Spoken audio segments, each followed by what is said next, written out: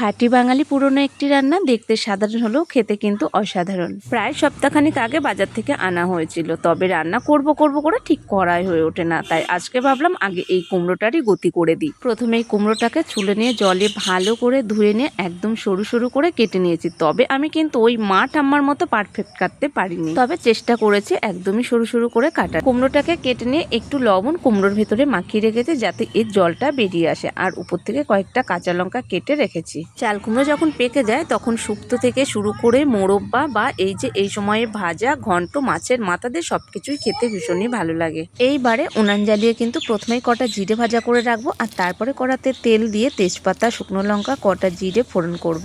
ওই যে বললাম না পুরনো বাঙাল রান্না করব, তাই এর মধ্যে দেব অনেকটাই মুগ ডাল। ডালটা লাল লাল করে ভেজে নিয়ে তারপরে দেব চেরা কাঁচা লঙ্কা, সাথে চাল কুমড়োটা দিয়ে একটু নাড়িয়ে নেব। লবণ কিন্তু আর দেবো না, যেহেতু আগেই আমি লবণ মাখিয়ে রেখেছিলাম। দেব অল্প পরিমাণে হলুদ। এইবারে সবকিছু একসাথে ভালো করে মিশিয়ে নিয়ে বেশ কিছুক্ষণের জন্য ঢাকা চাপা দিয়ে দেবো।